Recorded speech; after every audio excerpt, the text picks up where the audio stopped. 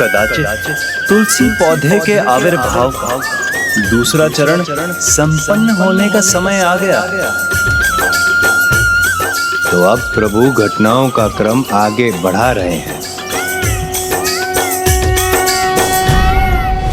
इतना कठोर तप किया और अब योग्य कन्या को ढूंढने का कार्य भी स्वयं मुझे ही करना होगा।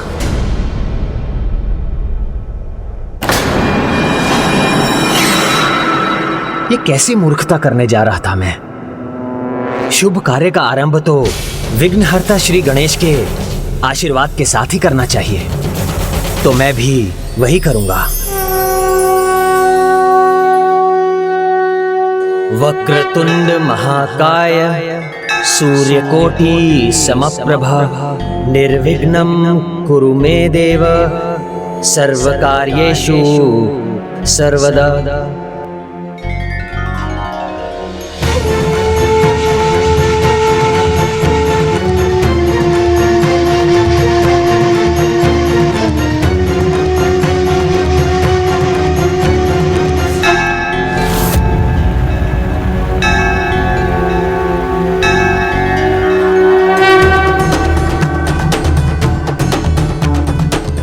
विघ्नहर्ता गणेश, अब तो उसने आपकी सहायता की गुहार भी लगाई, तो अब कैसा विलंब? सहायता तो मैं अवश्य करूंगा, किंतु देवी तुलसी को पाना इतना सरल नहीं हो सकता। उसके लिए इस जन्म में शंखचूड़ को भी अपने स्नेह का परिचय उसी प्रकार देना होगा जैसा पूर्व जन्म में सुदामा जी के रूप में दिया था।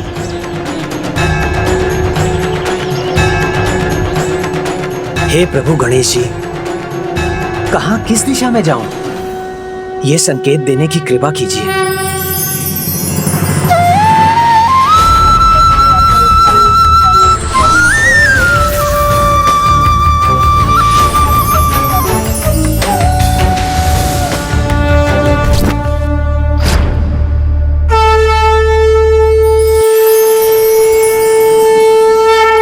मुझे मेरा संकेत मिल गया। धन्यवाद प्रभु, आपको कोटि कोटि नमन।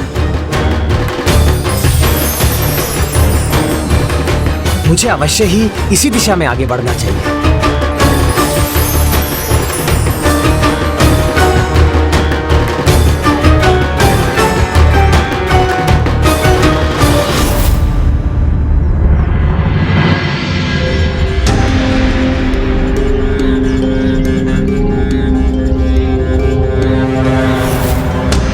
इस मार्ग पर तो कटीली झाड़ियां हैं, नुकीले पत्थर हैं।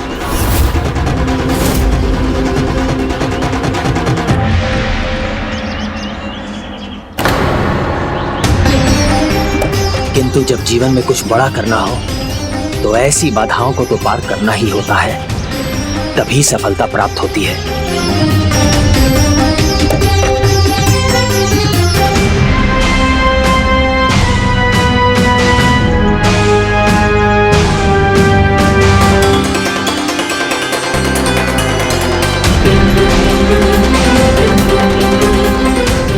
शंखचूड़ देवी तुलसी को पाने के लिए सभी कष्ट सहने को तैयार है।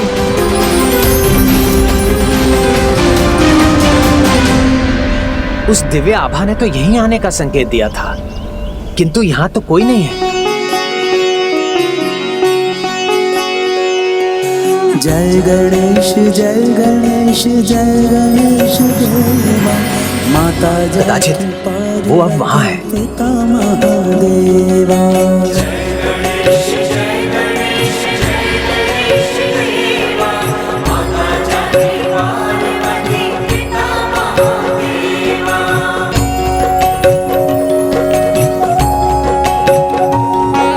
शंखचूड़ चले जिधर गणपति चलाए, नियति निर्धारित दिशा में बढ़ाए। ये मार्ग तो और भी भयंकर कठिनाइयों से भरा है।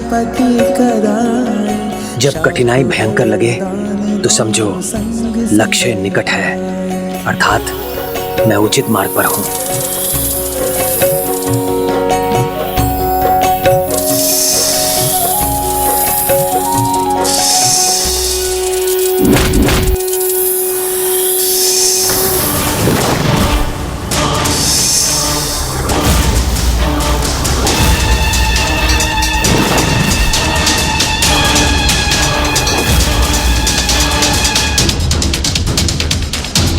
निशस्त्र रहकर भी वो सभी संकट से जूझने के लिए तत्पर है।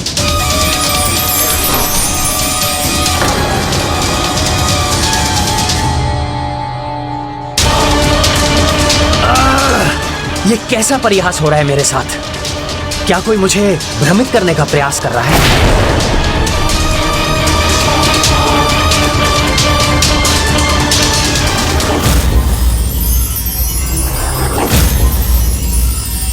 ओह, तो वो दिव्य ऊर्जा वहां है और कोई तो है जो ध्यान मग्न भी है।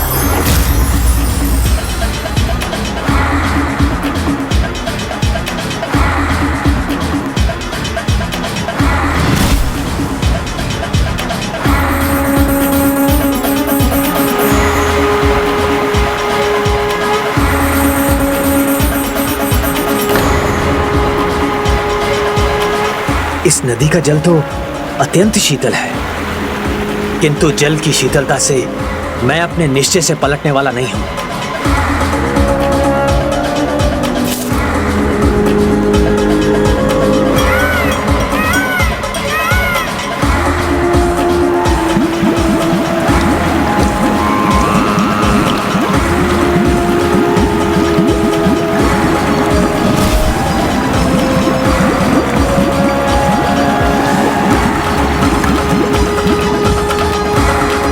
शंखचूड़ तो इस परीक्षा से भी पीछे नहीं हटा।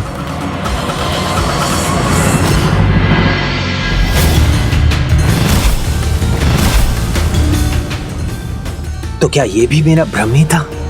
यहां तो कोई नहीं है। जिनका निश्चय दृढ़ता से भरा होता है, जो अपने लक्ष्य तक पहुंचने के लिए सभी कष्टों का सामना करने के लिए तत्पर रहते हैं, वो अपने लक्ष्य तक अवश्य पहुंचते हैं। ओम नमो भगवते वासुदेवाय, कृष्णाय नमो नमः। कौन है ये तपस्विनी जो घोर तप में लीन है? वासुदेवाय, कृष्णाय नमो नमः। ओम नमो भगवते वासुदेवाय, कृष्णाय। इनसे परिचित ना होते हुए भी ऐसा आभास क्यों हो रहा है जैसे मैं इन्हें जानता हूँ, और इनके निकट बढ़ते हुए ऐसे अद्भुत आनंद का अनुभव हो रहा है मुझे, जैसे मैं दिव्य लोक गोलोक में विचरण कर रहा हूँ। ओम नमो भगवते वासुदेवाय, कृष्णाय नमो नमः। ओम नमो भगवते वासुदेवाय, कृष्णाय नमो नमः। ओम नमो भगवते वासुदेवाय, कृष्णाय नमो नमः। ओम नमो भगवते वासुदेवाय, कृष्णाय नमो नमः। ओम नमो भगवते वासुदेवाय, कृष्णाय नमो नमः। देवी, आप कौन हैं? और मुझे ऐसा क्यों प्रतीत हो रहा है जैसे आपके साथ मेरा जन्म जन्मांतर का नाता हो? ओम नमो भगवते वासुदेवाय। हे देवी तपस्विनी, आपसे अटूट संबंध का आभास ये मेरा भ्रम नहीं हो सकता। ये अवश्य ही मेरा भाग्य है जो मुझे आप तक खींच लाया है, और कदाचित हमारा विवाह ही हमारी नियति है और मेरी इच्छा भी। देवी, क्या आप मेरा विवाह प्रस्ताव स्वीकार करेंगी? मैंने शंखचूड़ को उसके लक्ष्य के निकट तो पहुंचा दिया, किंतु इस अंतिम परीक्षा में उसे स्वयं सफलता प्राप्त करनी होगी। अब सब इस पर निर्भर करेगा कि देवी तुलसी शंखचूड़ का विवाह प्रस्ताव स्वीकार करती हैं या नहीं। अपने नेत्र खोलिए देवी। मैं असुर राज दंभ का पुत्र शंखचूड़ आपके सामने विवाह का प्रस्ताव रखने के लिए प्रस्तुत हूँ। आपका तप तभी पूर्ण होगा जब कोई आपके पास विवाह का प्रस्ताव लेकर आएगा। मुझे उत्तर दीजिए देवी।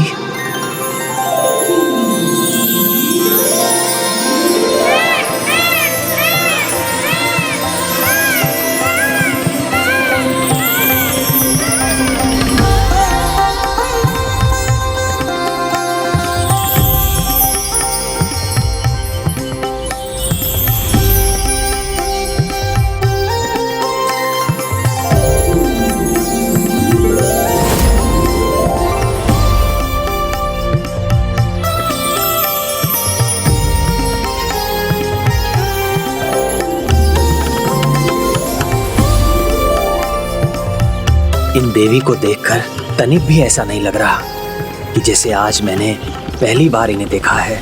कुछ तो है, कहीं पूर्व काल का।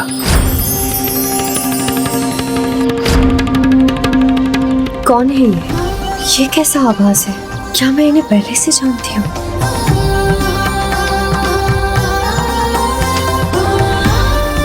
इनके शीश पर मयूर पंख की शोभा।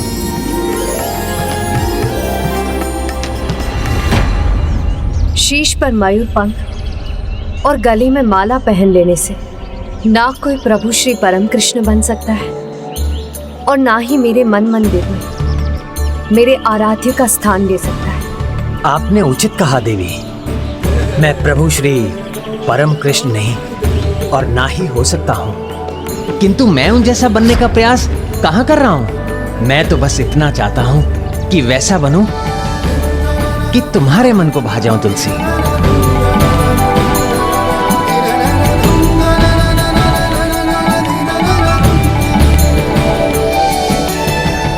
किंतु इतना अवश्य समझ गया हूं कि नियति ने ऐसा रास रचाया है और हम दोनों को मिलाया है। देवी, प्रकृति और नियति के संकेत को समझिए और मेरा विवाह प्रस्ताव स्वीकार कीजिए। नारायण नारायण।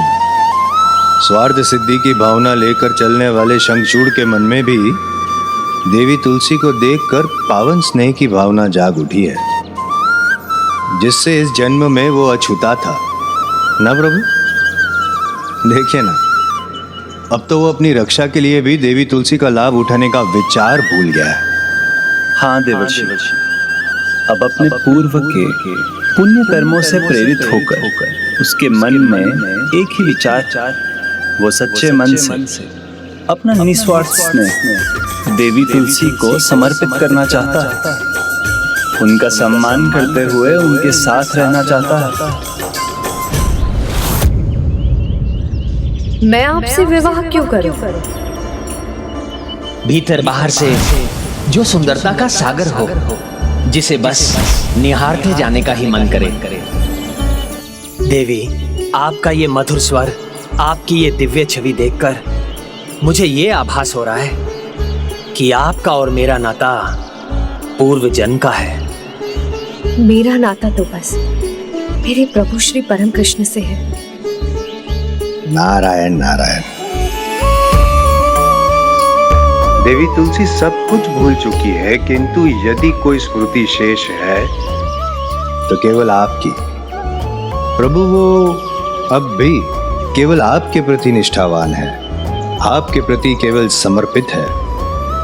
तो क्या शंखचूड़ का प्रस्ताव स्वीकार करेगी? तब अपने भीतर कई कर्मों और साधनाओं को समाहित करता है।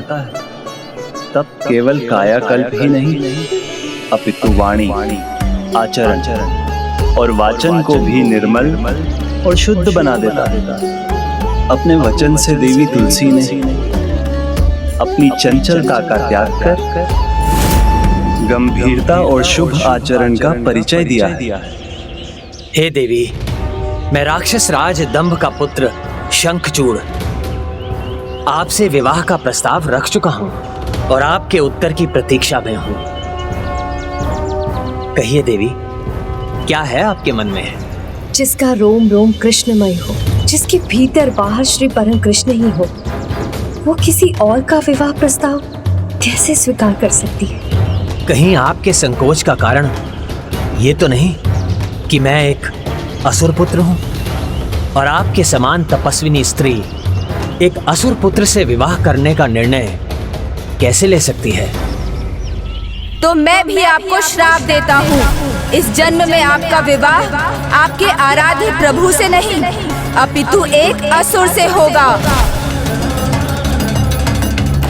मैं समझता हूँ देवी, आपकी दुविधा उचित है, किंतु मैं विनम्रता पूर्वक आपको स्मरण कराना चाहता हूँ कि असुर कुल में भी भक्त प्रहलाद जैसे महाभक्त हुए हैं, और मैं और मेरे पिताश्री दोनों ही असुर होते हुए भी धर्म कर्म में निपुण हैं। प्रभु श्री हरि नारायण, प्रभु श्री परम कृष्ण के परम भक्त हैं। असुर होते हुए भी किसी भी असुर प्रवृत्ति से मैं कोसों दूर हूँ। आप इस दिव्य पौधे के रूप में प्रभु श्री कृष्ण के शालीग्राम रूप की अर्धांगिनी बनने का सौभाग्य प्राप्त करेंगी, किंतु उससे पूर्व इस जन्म में आपको श्राप के प्रभाववश आपको एक असुर की पत्नी बन पूर्ण श्रद्धा से पतिव्रत धर्म का पालन करना होगा। मैं वचन देता हूँ, मेरे किसी भी आसुरी स्वभाव या प्रवृत्ति के कारण यदि आपको कोई कष्ट होगा तो मैं उसे परिवर्तित कर दूंगा। बस आप मुझसे विवाह करना स्वीकार कीजिए।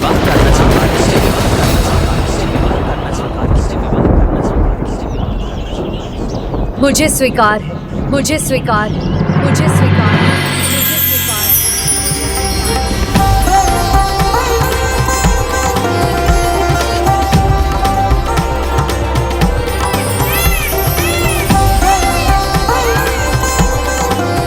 विश्वास कीजिए, मैं आपको इतना सम्मान, इतना सुख दूंगा जो किसी देवता के लिए भी संभव नहीं होगा। आपको कोई कमी नहीं होने दूंगा। आप मेरा विवाह प्रस्ताव स्वीकार कीजिए। मैं आपका प्रस्ताव स्वीकार कर चुकी हूँ। मैं महाराज धर्मध्वज की पुत्री तुलसी आपसे विवाह के लिए तैयार हूँ।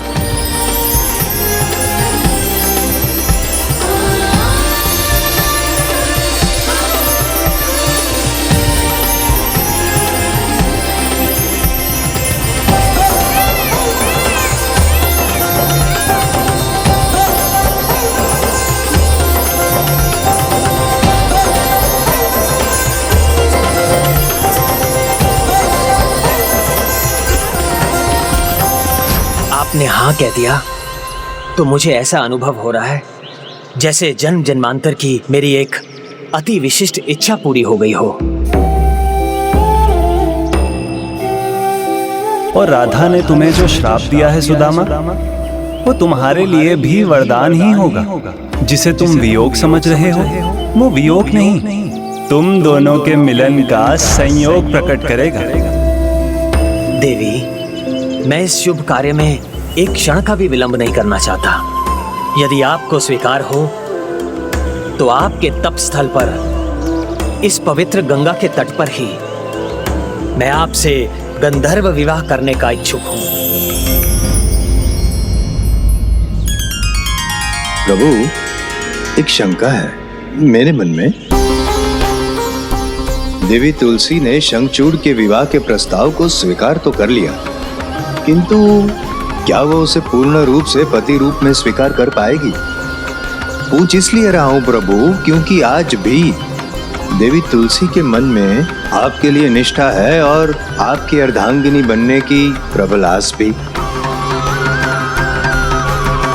उनका पतिव्रत ही इस जन्म में देवी तुलसी की परीक्षा है, और इसी के परिणाम स्वरूप वो प्रभु गणेश जी के वरदान के अनुसार पावन तुलसी पौधे में परिवर्तित होंगी।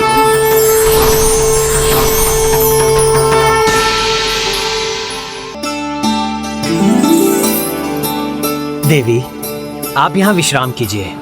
मैं अभी गया और विवाह के लिए वरमाला तैयार कर अभी आया।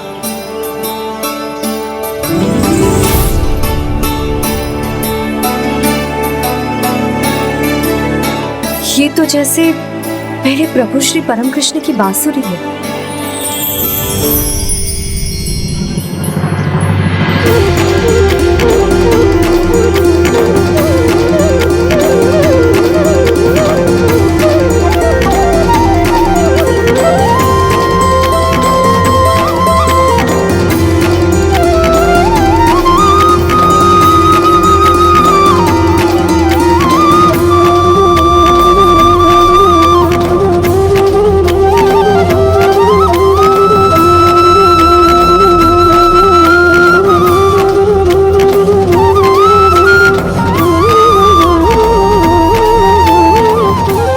प्रभु का यही स्थान है।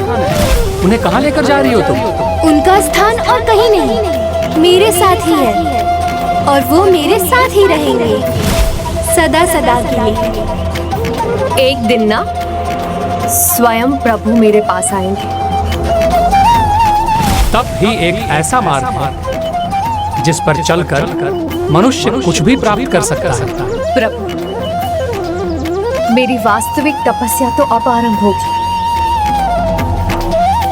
प्रभु, मेरे हृदय में तो बस आपका ही स्थान था, किंतु मैं भी आपके हृदय में वास कर सकूं। उसके लिए मुझे अपने हृदय से आपकी अर्धांगिनी बनने की इच्छा को त्याग कर शंखचूड़ को अपने पति के रूप में हृदय में बसाना होगा। तभी मैं अपने पतिव्रत धर्म का पालन कर सकती हूँ।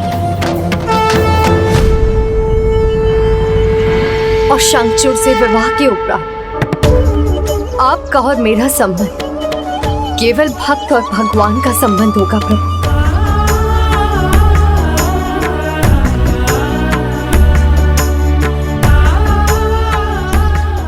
शंखचूड़ से विवाह के पश्चात अगले जन्म में प्रभु श्री कृष्ण के शालिग्राम स्वरूप के साथ आपका विवाह होगा।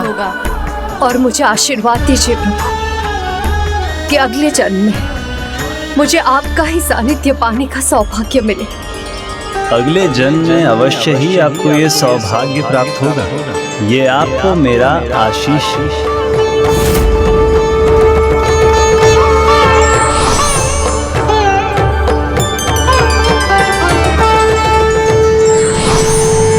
देखिए देवी, मैंने कहा था ना मैं शीघ्र लौटूंगा, तो लौट आया।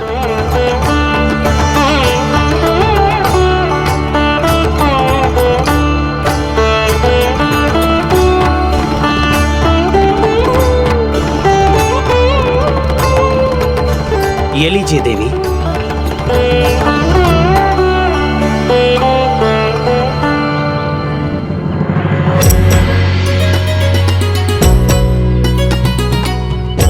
मैं मां गंगा के इस पवित्र तट को, इस पावन स्थल को, जिसमें आपके तप की शक्ति है, इन पेड़ पौधों को जिन्होंने आपकी भक्ति का अनुभव किया है, वायु को, सूर्य को और जो भी हमें देख रहे हैं, उन सभी को साक्षी मानकर आपको अपनी धर्म पत्नी के रूप में स्वीकार करता हूं।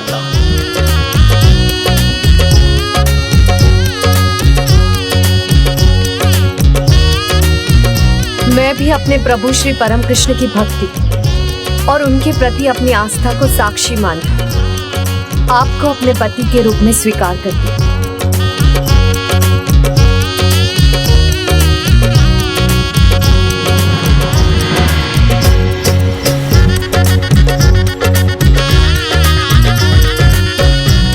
देवी, आपने मुझे वरमाला पहनाकर मुझसे विवाह ही नहीं किया है, आपने तो मुझे अपने साथ का वरदान दिया है। मैं तो आपको पाकर धन्य हो गया। तुलसी, तुलसी, तुलसी। कि तुम्हारा विवाह एक पतिव्रता नारी से होगा और जिस दिन तुम्हारा विवाह उससे होगा, मेरे दूसरे वरदान के अनुसार उसी दिन तुम्हें कृष्ण कवच प्राप्त होगा। अब वो समय आ गया है जब कृष्ण कवच प्रदान करने का वरदान फलीभूत होगा।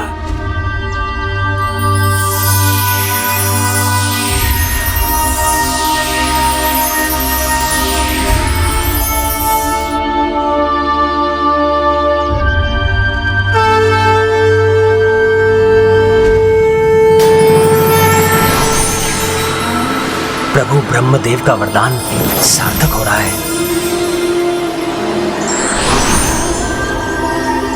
आपका और मेरा संबंध केवल भक्त और भगवान का संबंध होगा प्रभु।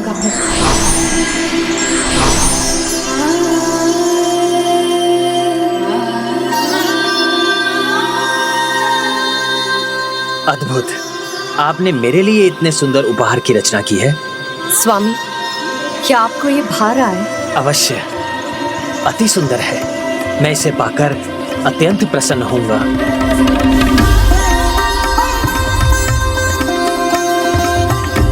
ये मात्र एक उपहार नहीं है, ये तो मेरे प्रभु श्री परम कृष्ण है, जिन्हें मैं आपको दे रही हूँ। इनका आशीर्वाद सदा आपकी रक्षा करेगा। नारायण नारायण, सब कुछ कितना कुशल मंगल है। चंचलता से रहित देवी तुलसी स्थिर है, गंभीर है। और शंखचूड़ देखिए ना, असुर होते हुए भी आसुरी प्रवृत्तियों से रिक्त है। दोनों विवाह में सुखी है, अर्थात सब शुभ शुभ है। अर्थात अंत भला तो सब भला। अंत और आरंभ के अंतर्नाद से भ्रमित ना होइए देवर्षि, ये तो केवल देवी तुलसी के भाग्य का आरंभ है, और आरंभ में किसी को क्या ज्ञात हो सकता है कि आगे उसके साथ क्या हो। तो इस विवाह के परिणाम से भी दोनों अज्ञात हैं। किंतु प्रभु, सब शुभ ही होगा ना, सुखमयी होगा ना? स्मरण कीजिए, देवी तुलसी ने अपने तप के आरंभ में और शंखचूड़ ने देवी तुलसी को ढूंढने की यात्रा के आरंभ में विघ्नहर्ता श्री गणेश को स्मरण किया था, किंतु विवाह के पहले ही दोनों उन्हें भूलने की भूल कर बैठ गए। जो विघ्नहर्ता है, प्रथम पूजनीय है, उनका स्मरण पूजन नहीं किया, तो फिर ये विवाह विघ्न रहित कैसे हो सकता है? तो क्या प्रभु, देवी तुलसी को पुनः एक श्राप प्राप्त होगा? ये तो समय ही बताएगा कि किसे श्राप मिलेगा। कदाचित पुनः मैं ही श्राप का भागी बन जाऊं।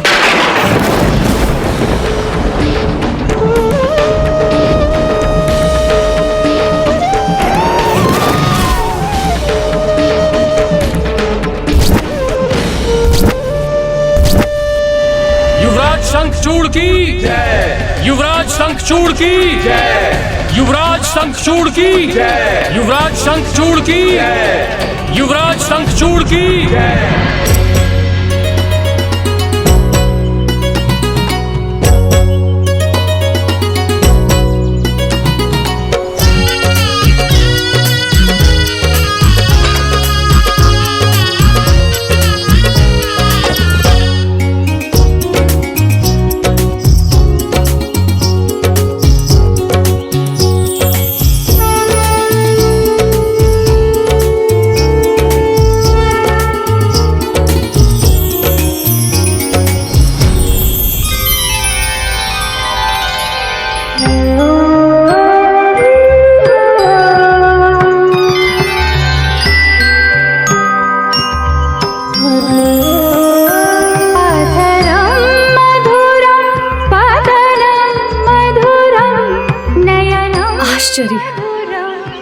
यहाँ तो सब कुछ कृष्णमयी है।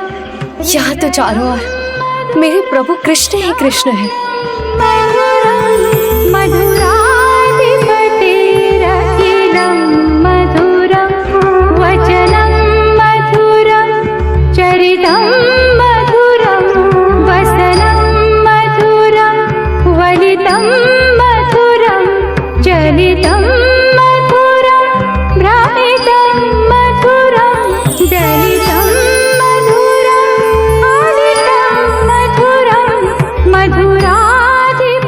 श्री हरि नारायण की प्रतिमा। आज मेरे लिए बड़ा ही गौरव और आनंद का दिन है। आज मेरा पुत्र और पुत्र वधू दोनों अपनी तपस्या पूर्ण कर विवाह के उपरांत यहाँ लौटे हैं, इसलिए आज भव्य आनंद उत्सव होना चाहिए। तैयारी करो। क्षमा कीजिए पिताश्री, अभी यहाँ कोई उत्सव नहीं हो सकता। मेरा अर्थ है पिताश्री, सर्वप्रथम हमें प्रभु पूजन कर उनका आशीर्वाद लेना चाहिए, उसके बाद ही उत्सव का आयोजन होना चाहिए। युवावस्था और चंचलता दोनों एक दूसरे के पर्याय हैं। तुम्हारे स्थान पर कोई अन्य होता तो उत्सव को प्राथमिकता देता, किंतु अद्भुत हो तुम। आसुरी प्रवृत्ति के कारण जो भूल हम करने जा रहे थे, तुमने यहाँ आते ही हमें इतनी बड़ी भूल करने से रोक दिया, हमें धन्य कर दिया पुत्री। शुभ कार्य का आरंभ हरि नाम से ही होना चाहिए। प्रणाम प्रथम पूज्य गणेश जी। प्रभु, हम कदाचित व्यर्थ में ही चिंता कर रहे थे। शंखचूड़ और उसके पिता पहले से ही प्रभु श्री हरि नारायण के परम भक्त हैं और प्रभु परम श्री कृष्ण के उपासक भी हैं। और अब तो उनके साथ देवी तुलसी भी, और उनकी भक्ति के प्रभाव से इन असुरों की असुरी प्रवृत्ति भी क्षीण पड़ जाएगी और वो धर्म के कार्य में लीन हो जाएंगे। अब तो हमारी समस्त चिंताएं दूर हो गई प्रभु। सारी चिंताएं दूर हो गई हैं, ऐसा कहना कठिन है देवराज। और ये समस्या के समाधान के स्थान पर उसका आरंभ भी तो हो सकता है, क्योंकि देवी तुलसी के भाग्य के अनुसार उनका पावन तुलसी पौधे के रूप में जन्म लेना अभी शेष है।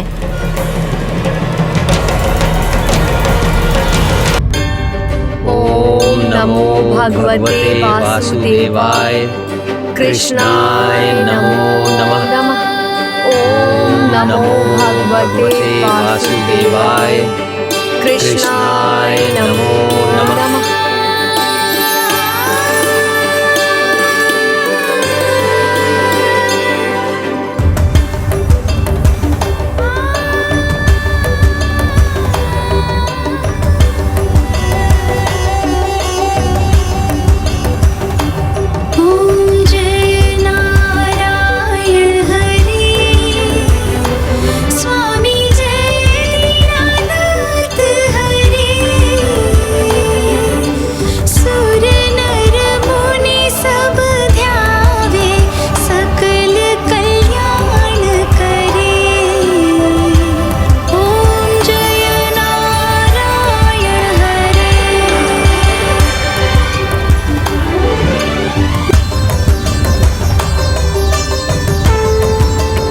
देवी, ये आप क्या कर रही हैं?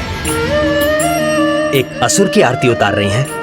असुर नहीं स्वामी, जब मैं आपको देखती हूँ तो मुझे आप में एक प्रखर बुद्धि संपन्न महाविद्वान दिखाई देते हैं, जो बड़ी कुशलता से अपनी प्रजा का नेतृत्व करने में समर्थ है। मुझे एक तेजस्वी राजपुत्र दिखाई देते हैं, जो अपने तेज का विस्तार कर महानतम राज्य स्थापित कर सकते हैं। मुझे एक अति बलशाली महायोद्धा दिखाई देते हैं, जो अपने राज्य की सुरक्षा सुनिश्चित कर सकते हैं। और मुझे एक अति निष्ठावान पति का पत्नी प्रेम दिखाई देता है। ऐसे पति जो अपनी पत्नी के सुख के लिए कुछ भी कर सकते हैं।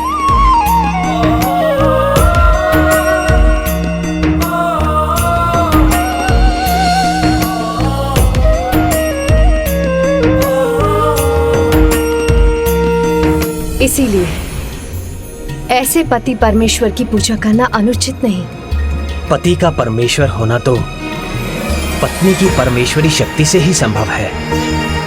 देवी, आपकी शक्ति मुझे समर्थ बनाती है, मुझे पूर्णता प्रदान करती है, मुझे वो सब करने को प्रेरित करती है जो आपने कहा। इसलिए मैं भी आपके भीतर वास करने वाली उस परमेश्वरी शक्ति के सामने नतमस्तक होकर उसे प्रणाम करता हूं।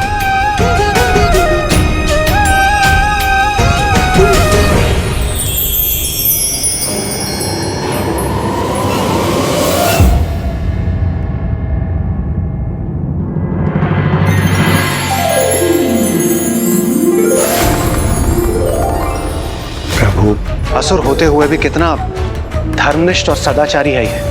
ऐसा परम श्री कृष्ण का भक्त कहां किसी को कोई हानि पहुंचा सकता है। इसलिए देवलोक को इससे कहां कोई संकट है प्रभु। आप उचित कह रहे हैं देवराज। देवराज, वो पूर्व जन्म में भी कृष्ण भक्त था और इस जन्म में भी है, किंतु इस जन्म में तो आप देवताओं के प्रति उसके मन में शत्रुता का भाव ही संभव है। और शत्रु शांत भी हो तो भी उसके प्रति असावधानी का परिणाम विनाश ही होता है, ये कदापि मत भूलिए। कदाचित आप उचित कह रहे हैं प्रभु।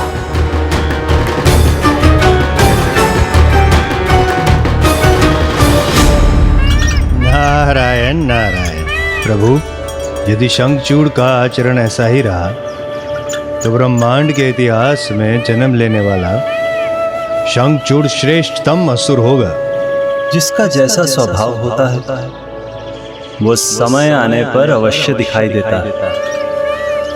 असुर है तो उसका आसुरी स्वभाव भी तो दिखाई देगा। किंतु आपका भी स्वभाव है ना देवर्षि, जो कुछ भी हो रहा है उसमें अपनी उत्सुकता दिखाने का, अपने शब्दों से संकेत पहुंचाने का। तो अब आपको भी अपने स्वभाव का परिचय देने का समय आ गया। अब जो होने वाला है उसमें आपको भी अपना भाग निभाना है। मुझे प्रभु? हाँ, आपको देवर्षि। अब तक आप जो देवी तुलसी के साथ हो रहा था उसी का ध्यान रख रहे थे, किंतु अब ध्यान रखना ही नहीं, उसके आगे भी कुछ करना है। और उसके लिए आपको असुर गुरु शुक्राचार्य के पास जाना होगा।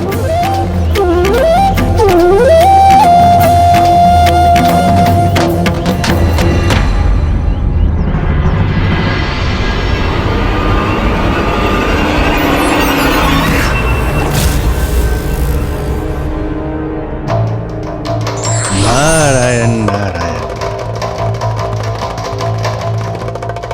प्रणाम असुर गुरु शुक्राचार्य।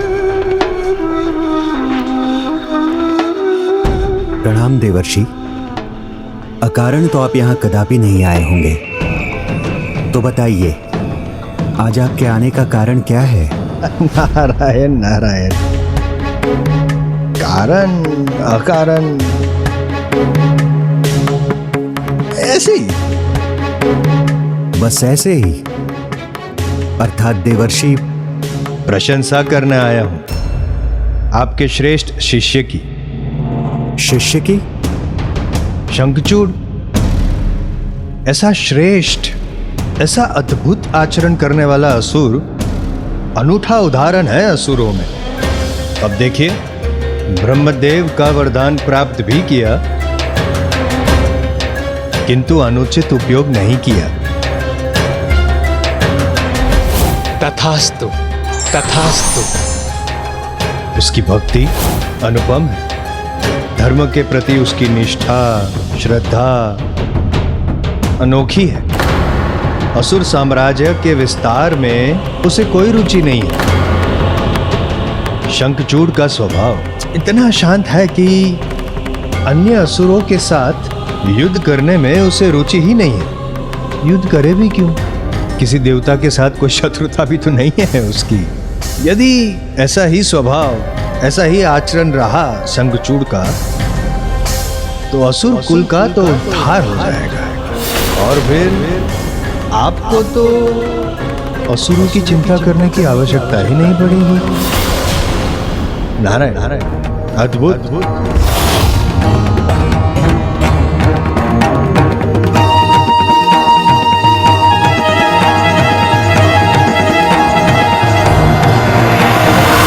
नारायण नारायण।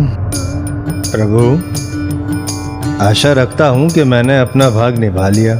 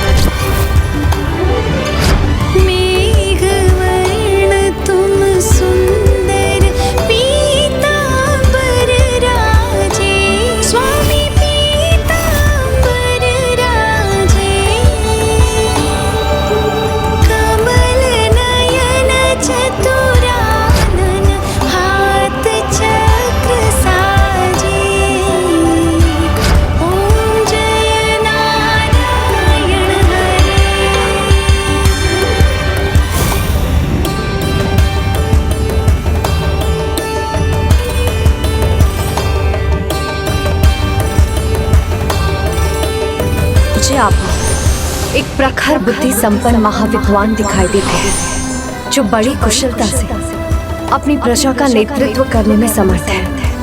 मुझे एक तेजस्वी राजपुत्र दिखाई देते हैं जो अपने तेज का विस्तार कर महानतम राज्य स्थापित कर सकते हैं। मुझे एक अति बलशाली महायोद्धा दिखाई देते हैं जो अपने राज्य की सुरक्षा सुनिश्चित कर सकते हैं। स्वामी ब्रह्मा प्रकट तुमसे, सब जन तुमको पूजे, सेठी सब तुमसे। ओम जय नारायण हरे, तुम दया के सागर। पुत्र, मेरे विचार से इतना भार पर्याप्त है। पिताश्री, जो पर्याप्त है उससे आगे बढ़ने वाला ही अपनी शक्ति की सीमा से आगे बढ़ना सीखता है, और मेरी भुजाएं तो कहीं अधिक शक्तिशाली हैं। पिताश्री, इसमें एक भार चक्र और जोड़ दीजिए। ऐसी शक्तिशाली भुजाओं का क्या लाभ जब उन्हें भीख मांगने के लिए ही उठनी हो।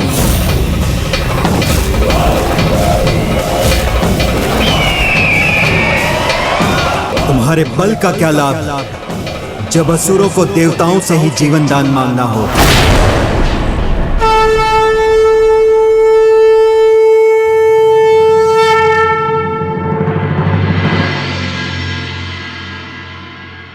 प्रणाम असुर गुरु।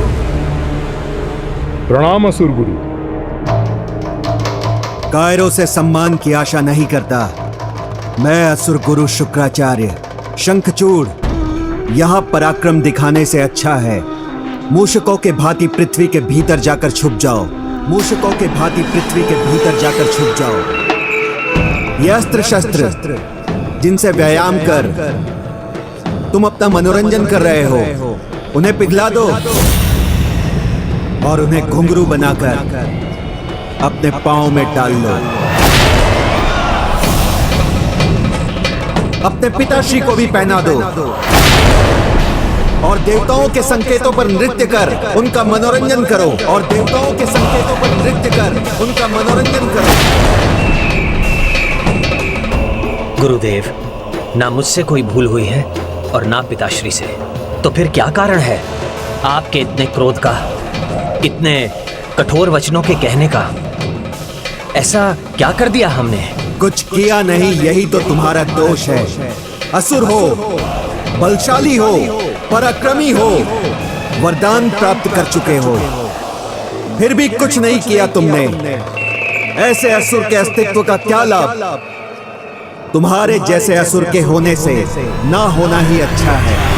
तुम्हारे जैसे असुर के होने से ना होना ही अच्छा है। इस प्रकार के व्यर्थ जीवन से तो तुम्हारी मृत्यु हुई उचित है। बस गुरुदेव, बस बस गुरुदेव, बस बस गुरुदेव, बस बस।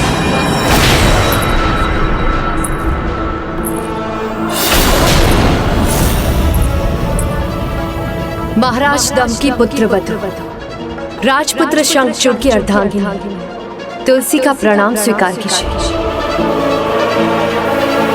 और ये भी सुनिए, इन भुजाओं को आप भिक्षा के लिए उठाने की बात कर रहे हैं। स्वामी की इन भुजाओं में इतना बल है कि वह संसार के सभी योद्धाओं को अपने बल से झुका दे और समस्त सृष्टि की बेड़ियां बनकर उन्हें बांध ले।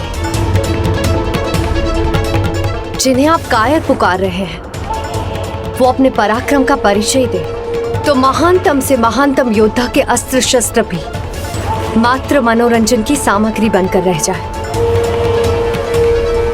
जिन पांवों में आप घुंघरू बांधकर मनोरंजन के लिए थिरकने की बात कर रहे हैं, स्वामी के ये पांव जहां पड़े वहां नृत्य का नहीं, वाद्य यंत्रों का नहीं, किंतु धरती के कंपित होने का नाद गूंजे। बस देवी तुलसी, बस।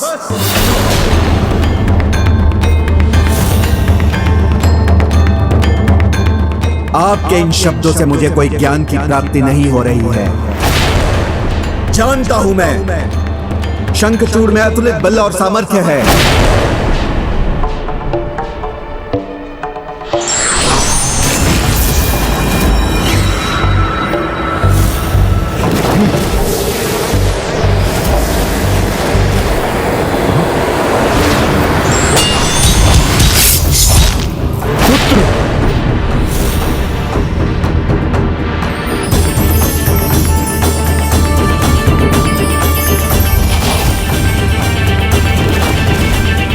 ऐसा बल, ऐसा सामर्थ्य व्यर्थ कर रहा है ये, तो क्या इसका जीवन व्यर्थ नहीं है? गुरुदेव, क्षमा कीजिएगा। एक पतिव्रता स्त्री अपने पति के विरुद्ध एक भी अनुचित शब्द नहीं सुन सकती। और ये भी सत्य है कि मेरे पतिव्रत धर्म के समक्ष आपके कहे हुए प्रत्येक शब्द व्यर्थ और निरर्थक हो जाएंगे। और जब तक मैं अपने पतिव्रत धर्म पर रहूंगी, तब तक मेरे पति को कुछ नहीं होगा। और जब तक तुम्हारी पत्नी का पतिव्रत अटूट रहेगा, तुम्हारे जीवन को कोई हानि नहीं पहुंचा सकता। इस प्रकार तुम अमर ही बने रहोगे। सत्य ही है, मेरा वास्तविक कवच ये दिव्य कृष्ण कवच नहीं, मेरी पत्नी है। गुरुदेव, आपका अपमान करो, इसकी तो मैं कल्पना भी नहीं कर सकती, किंतु मेरे समक्ष मेरे पति का अपमान, मेरे पतिव्रत धर्म का अपमान है, जो मेरे लिए असहनीय और आपके लिए अशोभनीय है। किंतु आप गुरु हैं, हम सब पर प्रथम आपका अधिकार है। हम सब आपके आदेश, सुझाव और आशीर्वाद के अभिलाषी हैं। उचित है, तो अब मैं गुरु के अधिकार से शंखचूड़ को सुझाव देता हूं कि उन्हें बल का प्रयोग कर असुर राज्य का विस्तार करना चाहिए। और मैं उसे आशीष देता हूं कि वो त्रिलोक विजेता बने, और मैं आदेश देता हूं कि मेरे सुझाव पर चलने में तनिक भी विलंब ना करे। यदि आपके क्रोध का यही कारण है, तो आप चिंता मत कीजिए गुरुदेव। मुझे विश्वास है शंखचूड़ हमें निराश नहीं करेगा। उससे आपकी जो अपेक्षा है वही मेरी भी इच्छा है। अभी इसका विवाह संपन्न हुआ है, इसलिए इसके अभियान में थोड़ा विलंब हुआ है। अब और विलंब उचित नहीं। मैं भी उचित समय की प्रतीक्षा में ही था, और आपके आदेश ने अभी इसी पल को उचित समय बना दिया। जब स्वयं ब्रह्मदेव के वरदान की शक्ति, पिता का आशीष और मेरी पत्नी के असीम पतिव्रत की शक्ति तथा गुरुदेव का मार्गदर्शन मेरे साथ हो, तो मेरे विजय अभियान के आरंभ को कौन रोक सकता है। मुझे विश्वास है कि अब मेरे त्रिलोक विजेता बनने में कोई बाधक नहीं बन सकता।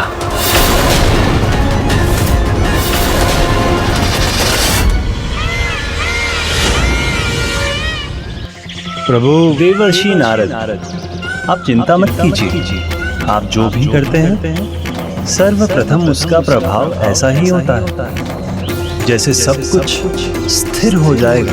नारायण नारायण, ये क्या कह रहे हैं प्रभु? वही कह रहा हूँ जो सत्य है देवर्षि। आरंभ कैसा भी हो, आप जिस भी कार्य के लिए प्रेरित होते हैं, उसके अंत में लोक कल्याण ही निहित होता है। आपने जो भी किया है, देवी तुलसी उसी के परिणाम स्वरूप तुलसी पौधे के रूप में जन्म लेंगी।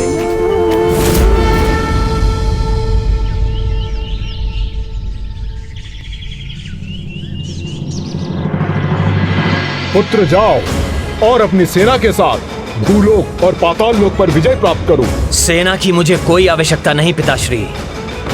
भूलोक के मानवों और पाताल लोक के दानवों को पराजित करने के लिए मैं अकेला ही पर्याप्त हूं।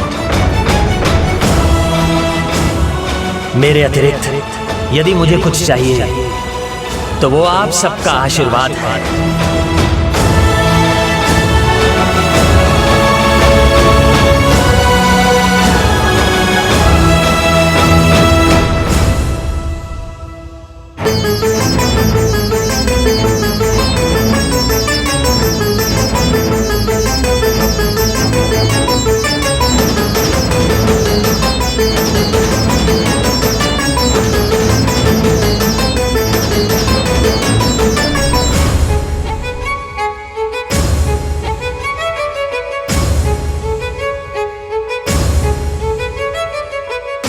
स्वामी, आप कुछ भूल रहे हैं। क्या? क्या भूल रहा हूं मैं देवी? ये इसे आप अपने साथ ले जाइए। इसी से आपका कृष्ण रूप पूर्ण होता है।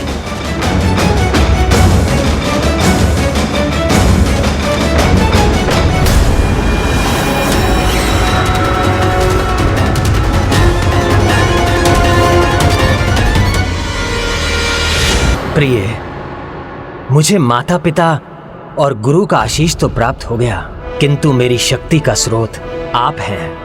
यदि आप मेरे साथ रहेंगी तो विजय भी मेरे साथ होगी। आपके बिना मेरी विजय यात्रा अधूरी है। इसलिए मैं चाहता हूं कि आप भी मेरे साथ चलिए।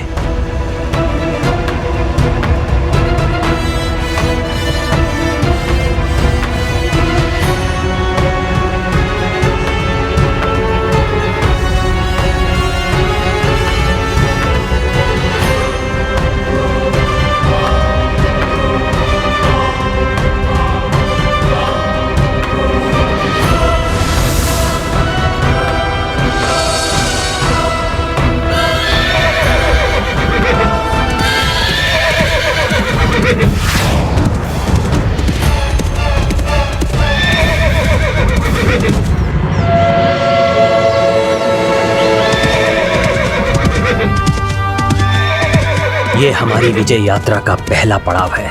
ये पहला राज्य है जहां मैं अपना वर्चस्व स्थापित करूंगा।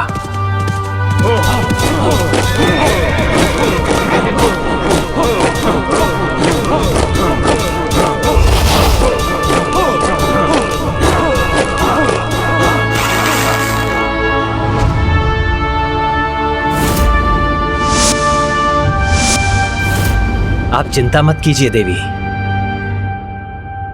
हमें कोई क्षति नहीं पहुंचेगी। चिंता तो है मुझे स्वामी,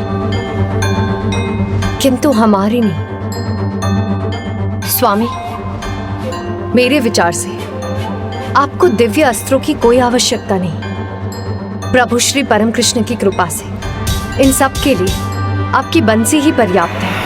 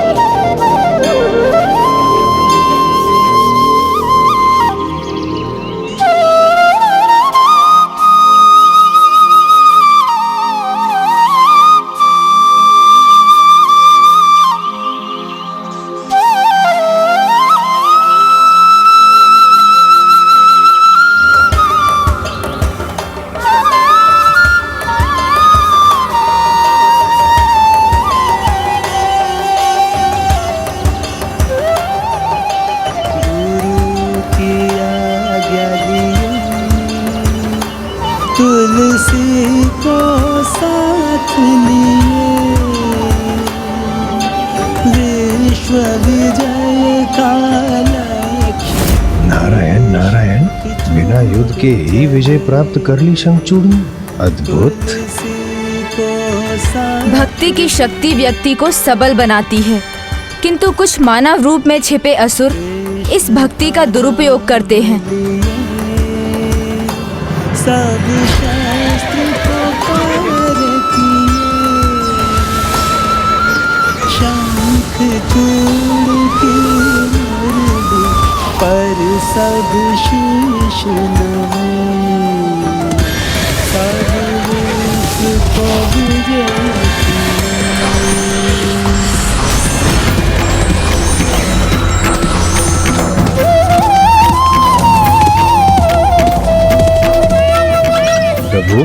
असुर, दानव, दैत्य, राक्षस, इन सब में शंखचूड़ ऐसा प्रथम योद्धा होगा जिसने बिना कोई अस्त्र शस्त्र उठाए, बिना किसी क्रूरता के, बिना किसी का वध किए समस्त विश्व पे विजय प्राप्त कर ली। नारायण नारायण। हाँ देवर्षि, किंतु शंखचूड़ से अधिक इसका श्रेय तो देवी तुलसी को जाता है, जिन्होंने नरसंहार नहीं होने दिया। बांसुरी की धुन से ही इस विजय यात्रा को सफल बना दिया। असुरराज शंखचूड़ जी की, असुरराज शंखचूड़ जी की, असुरराज शंखचूड़ जी की, शंखचूड़ जी की, शंखचूड़ जी की।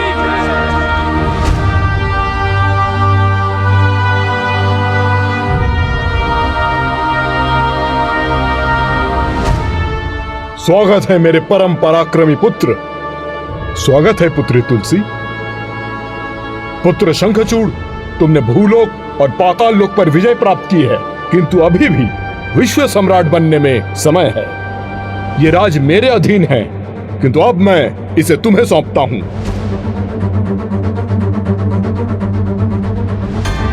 भूलोक और पाताल लोक अब दोनों मेरे अधीन है, तो अब स्वर्ग लोक ही शेष है। अब स्वर्ग पर अपना अधिकार स्थापित करने का समय आ गया है। अपने इस विजय अभियान से न केवल असुर जाति बल्कि असुर गुरु शुक्राचार्य का भी मान बढ़ाया है तुमने। मेरा आशीष सदा तुम्हारे साथ है और सदा तुम्हारे साथ रहेगा। किंतु यह भी सत्य है कि देवताओं को पराजित किए बिना तुम्हारी विजय यात्रा अधूरी है।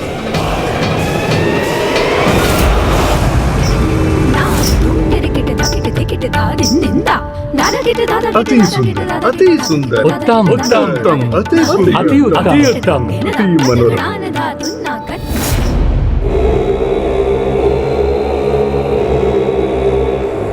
क्या बात है प्रिय? आपके मुख पर चिंता की रेखा क्यों है? स्वामी, क्या यह आवश्यक है? क्या आपको देवताओं को पराजित करना ही होगा?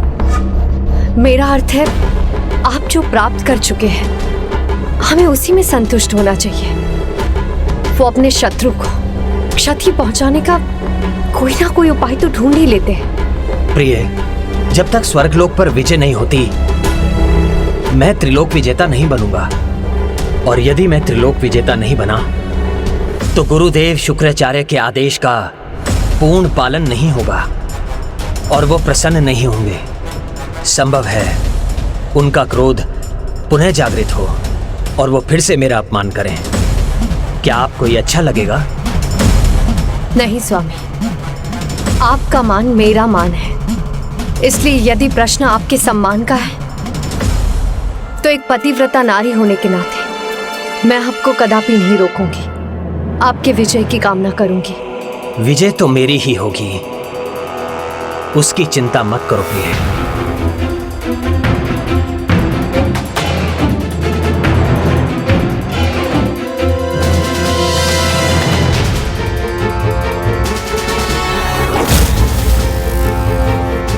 प्रभु श्री परम कृष्ण आप पर कृपा करें। आप अपने इस अभियान में सफल हो, यही कामना करूंगी मैं।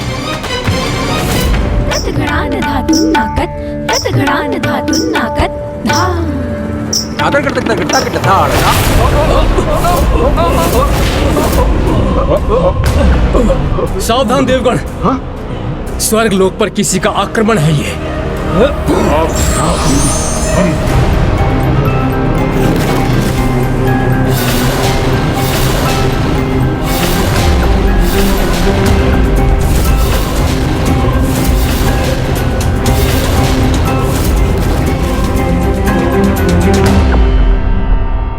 शत्रु शांत भी हो तो भी उसके प्रति असावधानी का परिणाम विनाश ही होता है, ये कदापि मत भूलिए। कोई ईश्वर जैसे वस्त्र पहन उसका स्वांग करता है तो कोई व्यक्ति के मन मस्तिष्क में ही स्वयं ईश्वर बनकर बैठ जाते हैं। शंखचूड़ जैसा असुर ही ईश्वर के प्रति अन्यों की भक्ति का दुरुपयोग कर सकता है।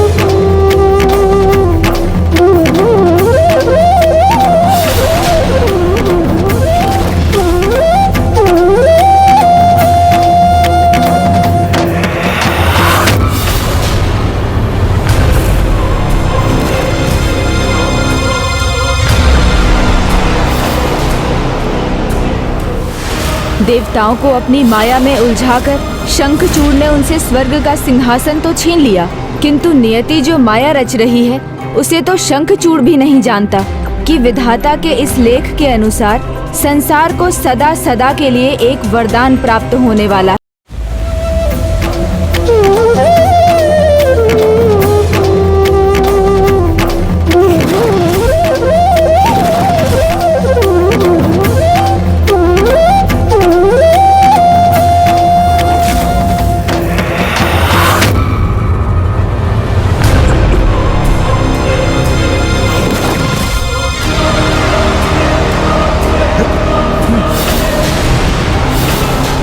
इस दुष्ट ने तो बांसुरी की ध्वनि से सबको सम्मोहित कर लिया है।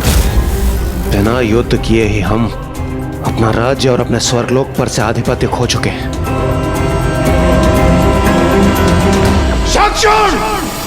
यह सिंहासन देवराज का है। इस पर विराजमान होने का अधिकार केवल मेरा है, देवराज इंद्र का।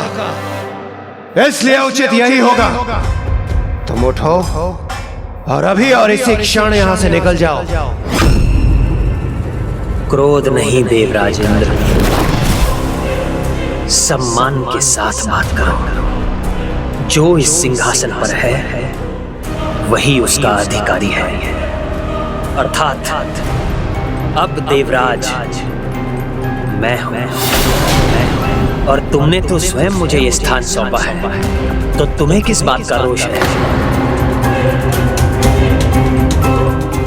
खोया हुआ सम्मान और सिंहासन इतनी सरलता से प्राप्त नहीं होता इंद्र, उसके लिए प्रयत्न करना होगा। तो मैं प्रस्तुत हूं, ले सको तो ले लो पुनः अपना सिंहासन।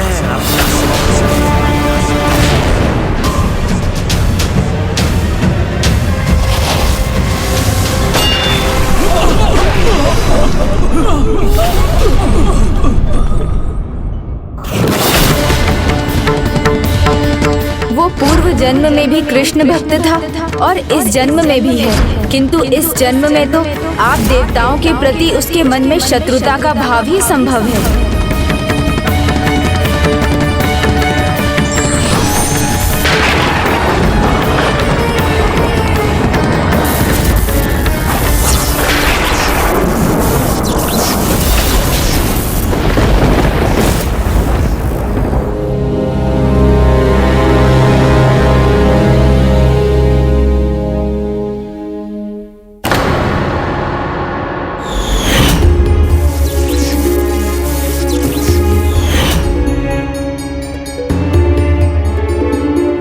पुत्री, देवताओं के कोई भी अस्त्र शंखचूड़ को आहत नहीं कर सकते। जिस प्रकार उसने दोनों लोकों पे विजय पाई है, उसी प्रकार वो देवताओं पर भी विजय पाएगा। हाँ पिताश्री, किंतु एक पत्नी होने के नाते उनके लिए चिंतित रहती हूँ। बस वो कुशल रहे, सुरक्षित रहे और विजयी हो, यही कामना है मेरी प्रभु से। देवगण!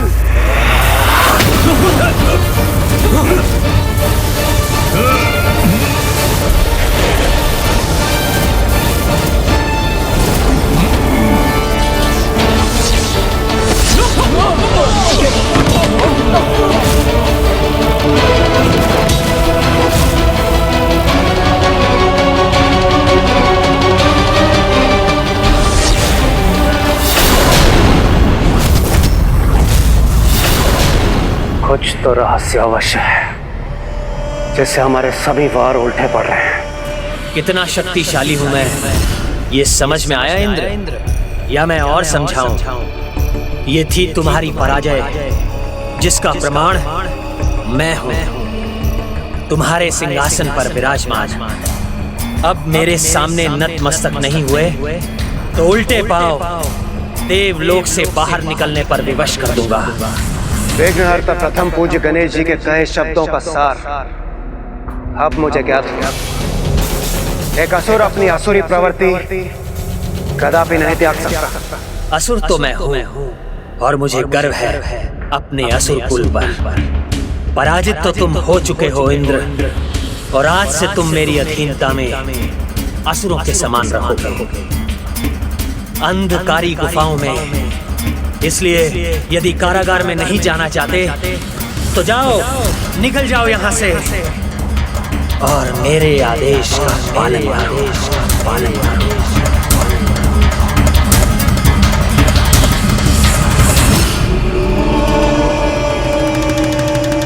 तुम कहाँ जा रहे हो? ये आदेश तो केवल इंद्र के लिए था, तुम्हारे लिए आदेश तो अभी शेष है। ध्यान से देखो अपने नए देवराज स्वर्गाधिपति को। तुम सब मेरे अधीन हो और आज से मेरे आदेश का पालन करना तुम सबका धर्म है। पूर्णता के प्रतीक प्रभु श्री परम कृष्ण का भक्त हूं मैं। इसलिए मेरे राज्य में सभी को सुख, समृद्धि और संपूर्णता मिलनी चाहिए। किसी को भी कोई दुख नहीं होना चाहिए, ना कहीं सूखा होना चाहिए और ना बाढ़ का प्रकोप।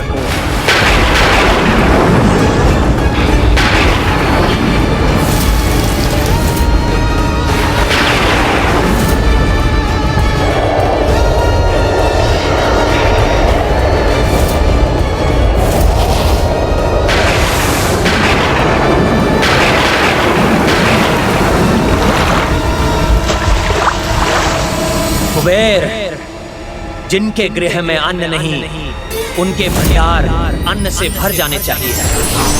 जो निर्धन हो, उसके गृह में धन संपत्ति होनी चाहिए। विश्वकर्मा, जिनके पास भवन नहीं, उन्हें भवन मिलने चाहिए। और जो अपने पांव पर चलने पर ही विवश हैं, उन्हें भी रथ मिलने चाहिए। कर्म कैसे भी हो, जो भी हो, उसका फल मात्र और मात्र सुख और संपूर्णता ही होना चाहिए।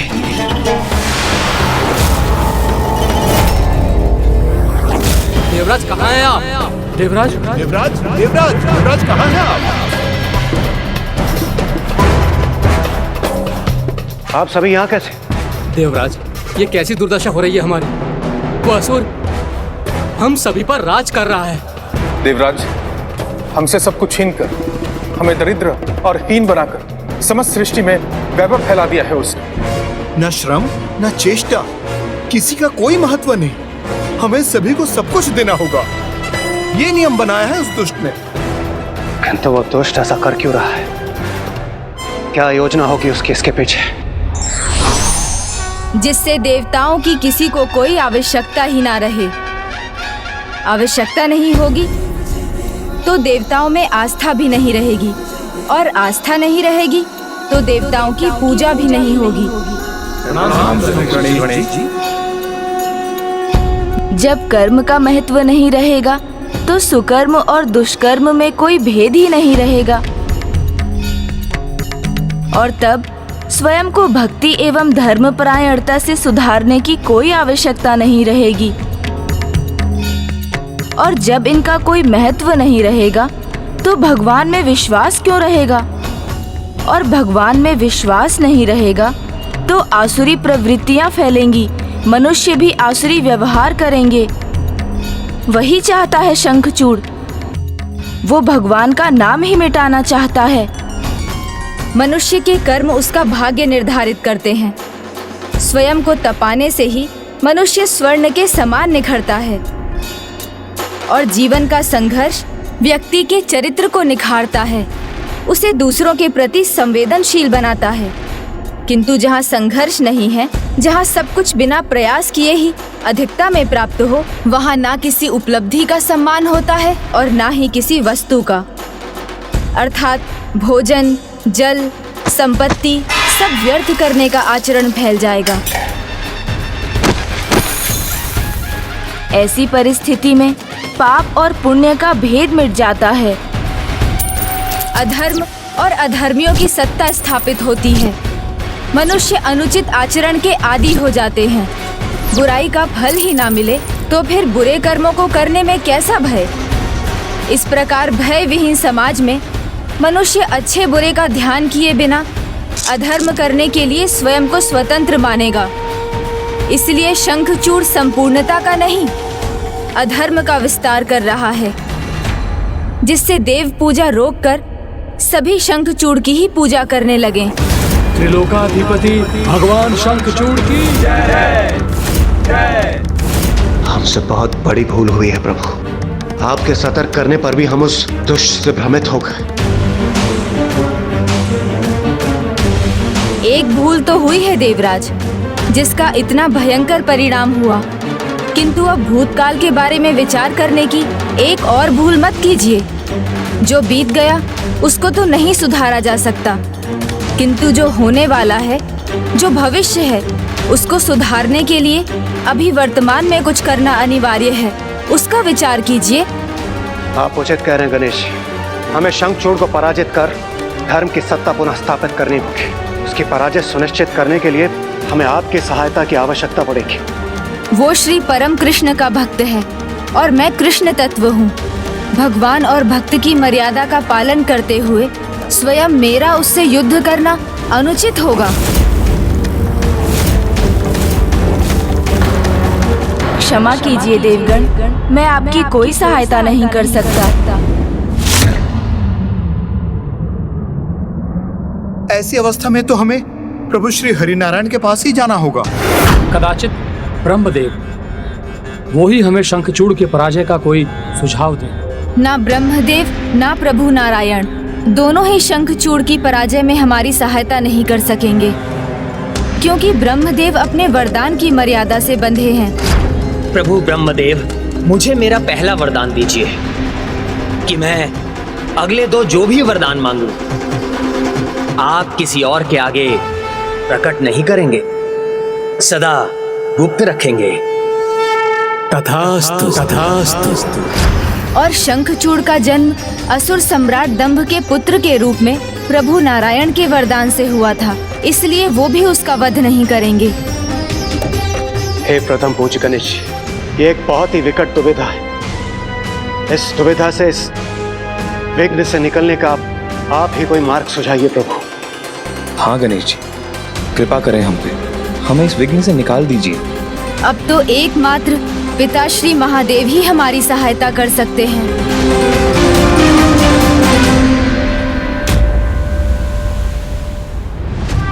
विराजिए पिताश्री।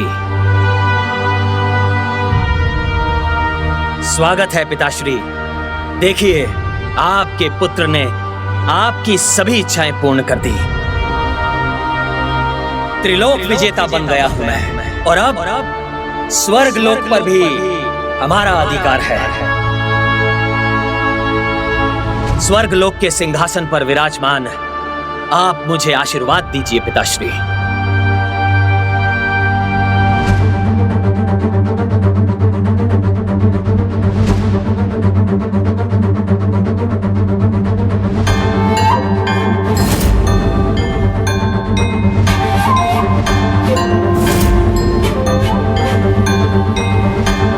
चिंता मत कीजिए पिताश्री, ये देवताओं को स्मरण कराने के लिए है कि वो मेरे अधीन हैं। पुत्र, जितनी सरलता से देवताओं ने तुम्हारे सामने आत्मसमर्पण कर दिया, मुझे संदेह होता है कहीं वो तुम्हारे विरुद्ध कोई षड्यंत्र तो नहीं रच रहे।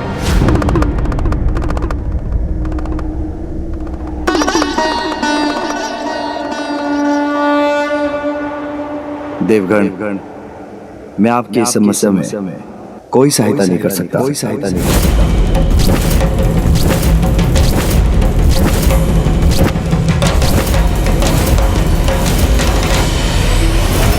षड्यंत्र रचते हैं तो रचने दीजिए उन दुर्बल देवताओं को।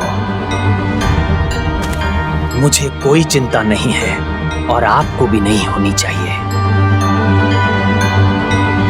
जब तक ब्रह्मदेव का वरदान मेरे साथ है, तुलसी के पतिव्रत का कवच प्राप्त है, तब तक मुझे कोई पराजित नहीं कर सकता, ना ही कोई रोक सकता है। स्वयं महादेव भी नहीं, महादेव भी नहीं, महादेव भी नहीं, महादेव भी नहीं, महादेव भी नहीं।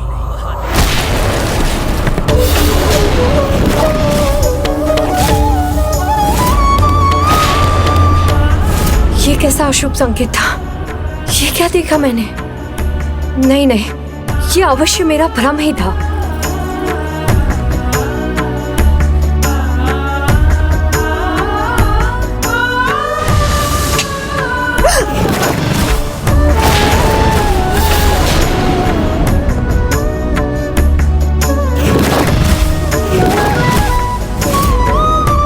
अब ये रक्त रंजित युद्ध भूमि क्यों दिखाई थी मुझे?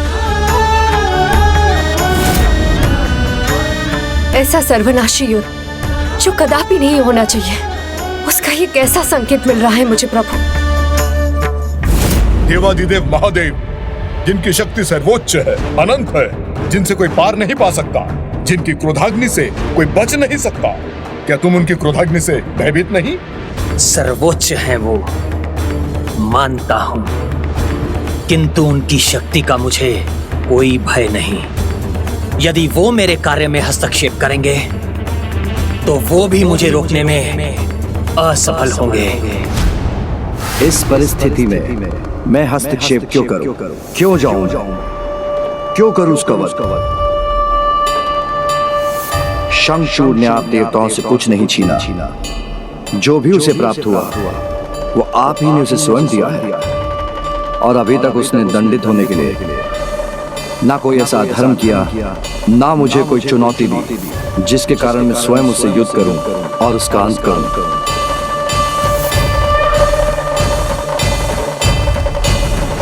पिताश्री, क्या संसार के चक्र के विपरीत जाना महादेव महाकाल को चुनौती नहीं? क्या शंखचूड़ और उसके कर्मों के कारण यज्ञ, पूजा, हवन आदि का थम जाना आपका अपमान नहीं? धर्म और कर्म का त्याग करवाकर क्या मनुष्यों की हिंसक प्रवृत्तियों को बढ़ाना, उन्हें व्यसनी बना देना, उनमें मदिरा, कामुकता आदि को बढ़ाना, क्या ये उसका अपराध नहीं? और ऐसा महाअपराध करने वाला शंखचूड़ क्या कठोर दंड का आपके द्वारा उसके अंत का भागी नहीं? पुत्र, धर्म कर्म करने या उनका त्याग करने के लिए प्रत्येक मनुष्य स्वयं उत्तरदायी है। अपने विवेक का प्रयोग कर, उचित अनुचित में भेद कर, प्रत्येक अवस्था में सुकर्म करने का चुनाव भी मनुष्य को स्वयं ही करना पड़ता है। इसलिए जो मनुष्य अधर्म कर रहे हैं वो स्वेच्छा से कर रहे हैं। शंखचूड़ ने तो उन्हें ऐसा करने पर बाध्य नहीं किया। जो भी उसने किया है वो अपनी प्रजा को सुखी रखने के लिए किया है। वो तो एक राजा का धर्म है, और राजधर्म का पालन करने वाले राजा शंखचूड़ को दोषी मानकर मैं उसे दंड नहीं दे सकता।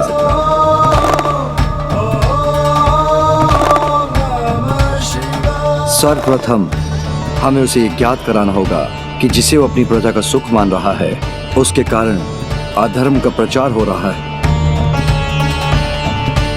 यदि ये ज्ञात होने पर भी उसमें कोई सुधार नहीं आया, तब ये उसका अपराध होगा, जिसके कारण वो कठोर दंड का भागी बनेगा। इसीलिए युद्ध से पहले उसे एक अवसर देना, उसे समझाना आवश्यक है कि वो जो कर रहा है वो हानिकर है, वो सुख का नहीं सभी के दुख का कारण बनेगा। क्योंकि सुखार्थम सर्वभूतानां मतः सर्वा प्रवृत्त्यः सुखम नास्ति विना धर्मम तस्मात् धर्म परो भवा। अर्थात सभी प्राणी जो भी करते हैं सुख की प्राप्ति के लिए ही करते हैं, और बिना धर्म के सुख असंभव है। इसीलिए धर्म परायणता ही सुख साधना का एकमात्र उपाय है। किंतु शंखचूड़ को यह समझाने और हमारा शांति संदेश उस तक पहुंचाने का कार्य कौन करेगा?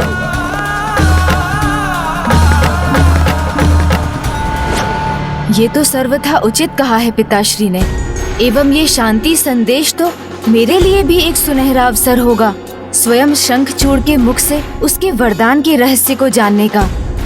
किंतु स्वामी, वो असुर तो देवताओं का विरोधी है, इसीलिए किसी भी देवता के मुख से कुछ भी कहा जाएगा वो कदापि नहीं सुनेगा। तो फिर कौन जा सकता है वहां? गंधर्व राज चित्रार्थ पुष्पदंत महान कृष्ण भक्त हैं, और वो देवता भी नहीं, इसलिए शंखचूड़ उन्हें कोई क्षति नहीं पहुंचाएगा। उनकी बात वो अवश्य सुनेगा।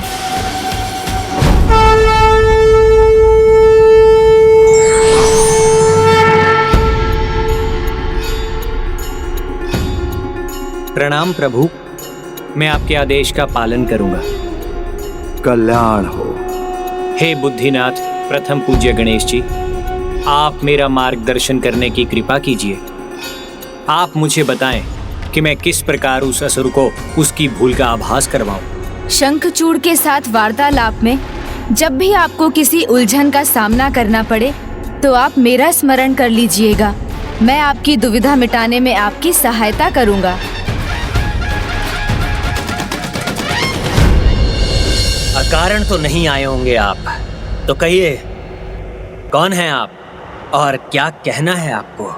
मैं गंधर्वराज पुष्पदंत आपके लिए महादेव का शांति प्रस्ताव लेकर आया हूँ। प्रभु ने मुझे आपको सचेत करने के लिए भेजा है कि आप जो भी कर रहे हैं उससे धर्म की हानि हो रही है, अतः आप उसे रोक दीजिए। आप स्वर्ग का त्याग कर पाताल लौटिए। यदि ऐसा ना हुआ तो महादेव आपसे युद्ध करने के लिए विवश हो जाएंगे।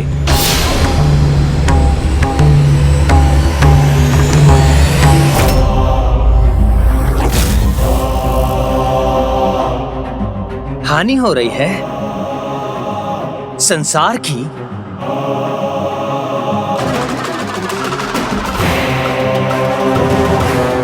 कैसे? मेरी प्रजा में तो सभी सुखी हैं, कहीं कोई दुख नहीं। सब इतने सुखी हैं कि भगवान का नाम लेना भी भूल गए हैं। भगवान का तो सब दुख में ही स्मरण करते हैं ना। तो बताइए मुझे गंधर्वराज, जब मेरे राजकाज के कार्य में कोई त्रुटि नहीं तो मैं स्वर्ग की सत्ता क्यों ना संभालूं? क्यों जाऊं मैं पाताल? क्षमा करें, किंतु आप स्थिति को मात्र अपने दृष्टिकोण से देख रहे हैं और मेरा दृष्टिकोण सर्वथा उचित है। मैं देवताओं के समान नहीं हूं जो सबको दुखी रखते हैं, ताकि सभी अपने दुखों को मिटाने के लिए उनकी पूजा करें, उनके सामने गिड़गिड़ाएं।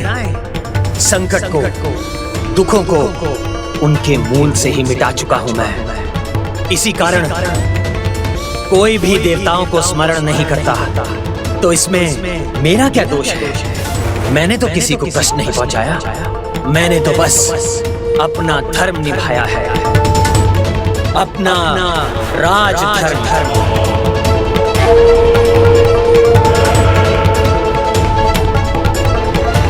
हे गणेश जी, हे बुद्धिदाता, शंखचूड़ के प्रश्नों के उत्तर मेरे पास नहीं, अब आप ही मेरी सहायता कीजिए जिससे मैं उसे समझा सकूं।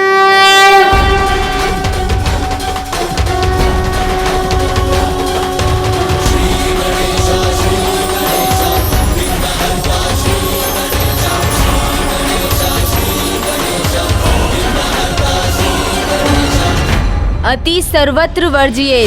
समय अनुसार सामान्य वर्षा तो आवश्यक है, किंतु अतिवृष्टि सब कुछ बहा ले जाती है और तब महामारी और रोग का प्रकोप बढ़ जाता है।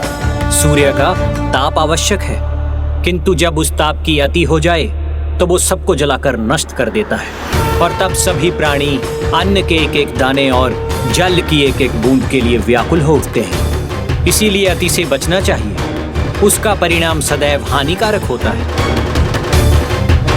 आपके द्वारा अपनी प्रजा के लिए की जाने वाली भलाई की अति भी बुराई को जन्म दे रही है, उससे अधर्म और असंतुलन का विस्तार हो रहा है। आपसे भूल हो रही है नारायण भक्त शंखचूड़, बहुत बड़ी भूल। ईश्वर के प्रति आस्था और धर्म का पालन कुछ पाने की इच्छा से नहीं किया जाता। जिस प्रकार हम अपने बड़ों का आदर कुछ पाने की इच्छा से नहीं, अपितु उनके प्रति अपना आदर और सम्मान प्रकट करने के लिए करते हैं। यही धर्म है, यही सुकर्म है। किंतु आप मनुष्यों को यही विस्मृत कराना चाहते हैं। इसलिए आप अपनी भूल स्वीकार कीजिए शंखचूड़, और स्वर्ग का त्याग कर यहाँ से चले जाइए।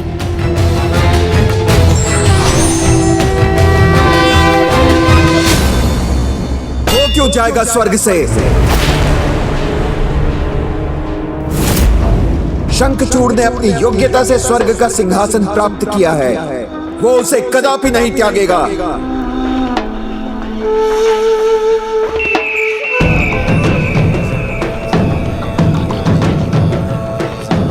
राजधर्म का पालन करना प्रत्येक राजा का धर्म होता है, वही शंखचूड़ कर रहा है। तो इसमें देवताओं को अधर्म दिखाई देने लगा? नहीं, अधर्म नहीं है ये, देवताओं का भय है, भय। क्योंकि अब शंखचूड़ ही नवीन देवता है, अब यहां उसका पूर्ण अधिकार है। इसलिए यहां जैसी इसकी इच्छा होगी वो वैसे ही अपना राजधर्म निभाने के लिए मुक्त है। उचित कहा गुरुदेव ने। मुझे देवताओं के अनुसार राजकाज करने की कोई आवश्यकता नहीं है। मैं अपनी इच्छा का स्वामी हूं, जो चाहूंगा वही करूंगा। मैं त्रिलोक का स्वामी हूं और मुझसे मेरा यह अधिकार कोई नहीं छीन सकता। स्वयं महादेव, स्वयं महादेव, स्वयं महादेव, स्वयं महादेव।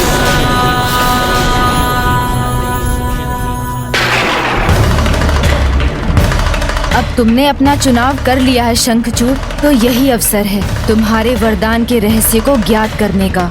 स्वयं को देवता मानना बहुत बड़ी भूल है आपकी, क्योंकि इस भ्रम में आप महादेव के साथ युद्ध करने के लिए तत्पर हुए हैं। और महादेव के साथ युद्ध का एक ही अर्थ है, मृत्यु। मृत्यु मृत्यु मृत्यु की कोई चिंता नहीं है मुझे। आप फिर भूल कर रहे हैं। मुझे ज्ञात है कि आपको ऐसे वरदान प्राप्त हैं जिनके कारण आप स्वयं को सुरक्षित समझ रहे हैं, किंतु प्रभु महादेव के सामने ना आपके वरदान टिक सकेंगे और ना ही आप। मुझे क्या वरदान प्राप्त है ये तुम्हें ज्ञात नहीं। हाँ, ये तो उचित है, हमें तुम्हारे वरदानों का ज्ञान नहीं, किंतु अब ये रहस्य स्वयं तुम उजागर करोगे शंखचूड़। आपने सत्य कहा। मुझे नहीं ज्ञात कि आपको कैसा वरदान प्राप्त है, किंतु इतिहास का ज्ञान है मुझे। और कदाचित आप ये भूल रहे हैं शंखचूड़, क्योंकि आपसे पहले भी बहुत शक्तिशाली असुर हुए हैं। जलंधर, अंधक, अंधक और त्रिपुरासुर, उनको भी यही विश्वास था कि उनके वरदान ने उनको अजेय बना दिया है, किंतु उनका विश्वास असत्य प्रमाणित हुआ और भयंकर अंत हुआ उनका। जब उसके पाप की गागर भरी, तब नारायण का वरदान भी जलंधर को महारौद्र महाकाल भगवान शिव से बचा ना सका। और ना ही अंधक और त्रिपुरासुर को ब्रह्मदेव के वरदान ही सुरक्षित रख सके। प्रभु महादेव ने इतने शक्तिशाली वरदानों को निरर्थक बनाकर उन असुरों के वध का भी उपाय ढूंढ लिया। तो तुम उनके सामने कहां सुरक्षित हो? तुम्हारा तो वरदान भी इतना शक्तिशाली नहीं। शक्ति है मेरे पास, मेरे वरदान की एक नहीं, ऐसे 2 वरदान है मेरे पास, जिनके कारण महादेव तो क्या, तीनों त्रिदेव भी आ जाए तो मेरा अनिष्ट नहीं कर सकते। तीनों त्रिदेव भी आ जाए तो मेरा अनिष्ट नहीं कर सकते। ओह, कदाचित ये शंखचूड़ को उकसाकर उसके वरदान का रहस्य ज्ञात करना चाहता है। तुम्हारे वरदान की शक्ति तो तुम्हें ही ज्ञात है, किंतु जिस प्रकार तुम बोल रहे हो उससे तो ऐसा ही प्रतीत होता है कि तुम्हें अमरत्व का वरदान प्राप्त है। हाँ, हाँ, अमरत्व ही प्राप्त है मुझे।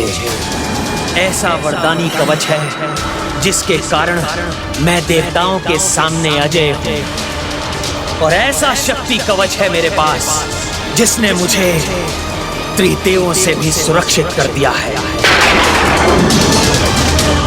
बस इतना ही पर्याप्त है।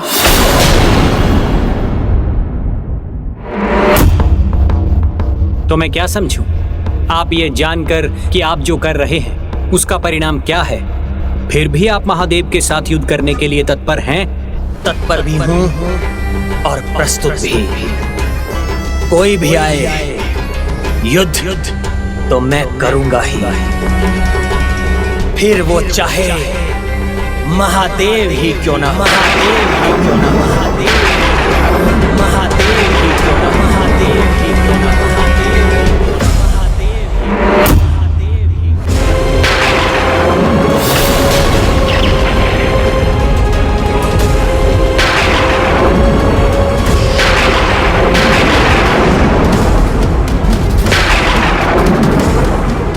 ये क्या था?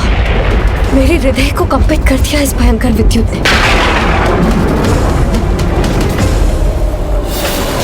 मेरी पूजा का अखंड दीपक, उसे कुछ नहीं होना चाहिए।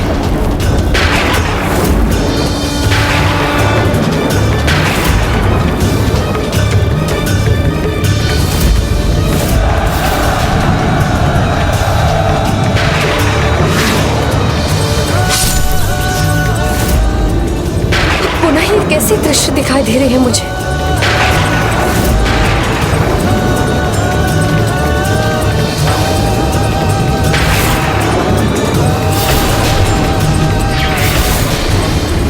स्वामी महादेव के सामने।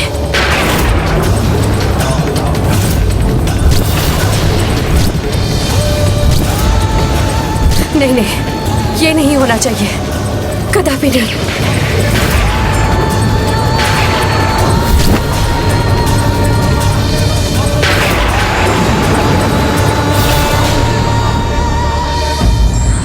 कर्मठता व्यक्ति को संवेदनशील बनाकर उसके चरित्र को निखारती है और अकर्मण्यता व्यक्ति को अराजक बनाकर उसके पतन की ओर ले जाती है।